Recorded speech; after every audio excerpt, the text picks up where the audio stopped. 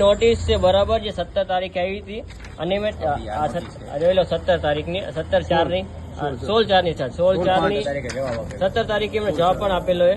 16/4 ની નોટિસ છે અને એમાં લખેલું છે કે 268 ની મુજબ બરાબર કે તમને લેખિત જવાબ આપવામાં આવશે બરાબર. આ લેખિત જવાબ આપ્યો જ નથી એમણે, સીધું અત્યારે આજ તારીખ છે કેટલી 21/4 અને સીધું એમને મૌખિકમાં કહીને ગયા કે તમે ખાલી કરી નાખજો. લેખિત નોટિસ અહીંયા કોઈને પણ નથી આપી.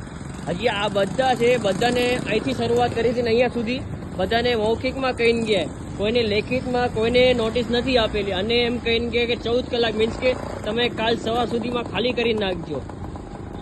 આમાં હું આ પાછળ વિડીયોની પાછળ તમને બધા ડોક્યુમેન્ટ જોઈન્ટ કરી દઈશ, પણ આમાં લખેલું છે કે આમાં 1949 ની કલમ મુજબ 268 મુજબ તમને એક લેખિત જવાબ નોટિસ આપવામાં આવશે, પણ લેખિત નોટિસ નથી આપવામાં આવેલ અને લેખિત નોટિસ આપ્યું નથી ને અત્યારે મૌખિકમાં કહીને ગયા કે તમે 14 કલાકની અંદર કાલ સવાર સુધીમાં તમે ખાલી કરી નાખજો.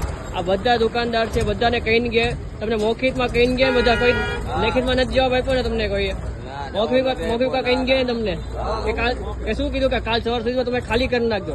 કોઈ નોટિસ આવી હજી સુધી? 2 નોટિસ તમે આપી, 2 નોટિસનો જવાબ કોઈ આપ્યો એમણે નથી આપ્યો ને તમને.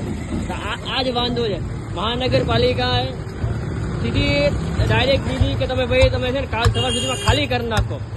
આ બધી દુકાનો પરમિશન વાળી છે, મહાનગરપાલિકાની અંડરમાં આવે પણ બાંધકામની મંજૂરી વાળી છે, બધી કન્સ્ટ્રક્શન બધું કાગળિયા કમ્પ્લીટ વાળી દુકાનો છે બધી.